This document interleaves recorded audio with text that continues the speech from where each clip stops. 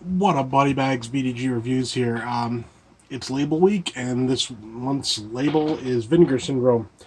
So what I'm reviewing is Amityville, not the whole box set, but it's just cool to show off. I am reviewing Amityville 4: The Evil Escapes.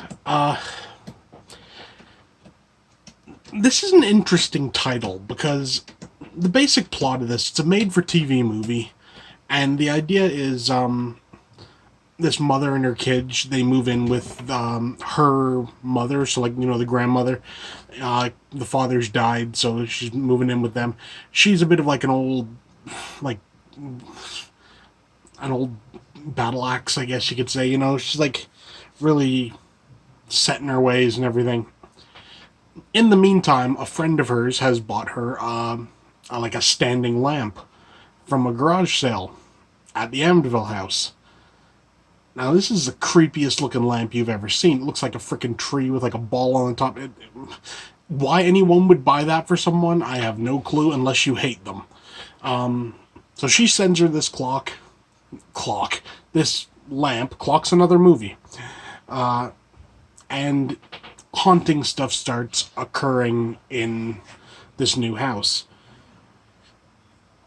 The problem with this movie is the Amityville title. You put that on there, you make certain, there are certain preconceived notions and ideas that,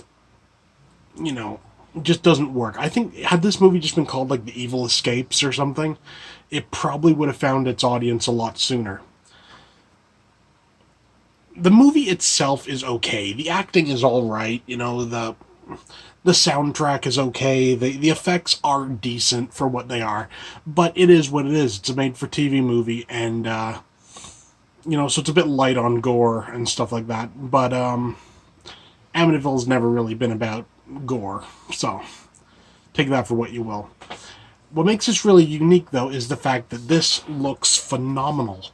Vinegar Syndrome always do good transfers, but there's something about like a movie from 1989, a made-for-TV movie, looking as good as it does on Vinegar Syndrome's Blue, and you sort of, it's kind of like it doesn't deserve to look that good, and it doesn't, but it's nice that it does. The movie itself, I give like a 6 out of 10. It's okay. If you want just like a little haunted house flick, it's fun. It's not. I have a soft spot for this movie, even more so than the other ones in the collection. I don't know why. I just sort of do, and it's okay. Now, as for Vinegar Syndrome as a whole, they are quickly becoming one of the best companies around. They're constantly giving movies much better treatment than really a lot of them deserve. I mean, like I said, this was a made-for-TV movie from 1989. It got a 4K transfer from the original negative and everything. No one really expected this to look great, but it does. You know, I like that they're doing that. I honestly, I wish, they could get some, like, bigger titles. Honestly, well, here's something for you. Warner Brothers. Look at Vinegar Syndrome.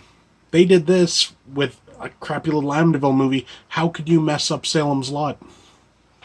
Just saying. Vinegar Syndrome as a company, I give it a rating of 9 out of 10. I'm only knocking a point off simply because up here in Canada, they're not super easy to get a hold of. You can get them, you order them from the States, but they take a long time to come through, especially with the mail the way it is now. And, they're kind of expensive. If you happen to see a Vinegar Syndrome in the store up here, usually you're looking 25, $30 easy. 30 to 35 sometimes. And you can't always justify spending that on a movie that's not necessarily very good, but will look good. So yeah, that's what I'm going with. 6 out of 10, Amityville 4, The Evil Escapes. 9 out of 10 for Vinegar Syndrome. Just fix that, make it a bit more affordable to get them up here in Canada, and that'd be a 10 out of 10 company. Yeah. See you next week.